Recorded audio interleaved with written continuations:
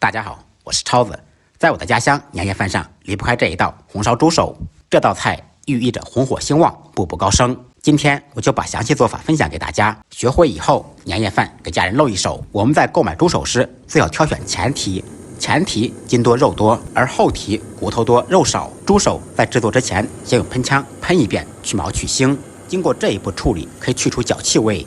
喷好以后，用钢丝球刷洗干净，把猪手剁成小块，在清水中浸泡半个小时，跑出血水。嫌麻烦的这一步也可以交给热心摊主来处理。利用这个时间准备下小料，准备2小片香叶、1块桂皮、1个草果、1个八角、少许花椒、1块良姜、1块白芷、干辣椒、小茴香，还有白胡椒。这些香料都可以有效的去除猪手的异味。可以把香料放到料包里面，在清水中稍微浸泡一会儿。再来少许姜片、葱段，切好以后放入碗中备用。浸泡好的猪手冷水下锅焯水，放入少许料酒或者黄酒，开大火烧开锅。开锅以后撇掉浮沫，在锅中煮2-3分钟。猪手经过焯水以后，可以进一步去除它的异味。煮好以后捞出来，放到热水中再清洗一遍。清洗猪手时不要用冷水，用冷水炖的猪手不容易软烂。彻底洗干净以后控水备用。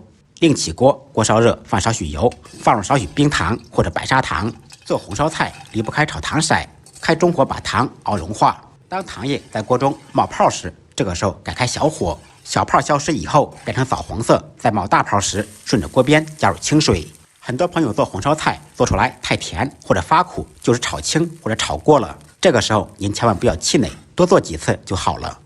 糖色炒好以后，放入姜片、葱段，还有准备好的药料，放入焯水的猪手，开中火在锅中煸上2分钟，把汤汁烧至粘稠。经过翻炒以后，猪手就会上色。炒至锅内基本上没有汤汁就差不多了。沿着锅边烹入料酒去腥增香，生抽酱油炝锅提鲜提味。继续开中火翻炒均匀，随后加入热水，水一次性多加一点。如果用高压锅炖，水没过猪手就可以了。如果小火慢炖，水需要超过猪手2指。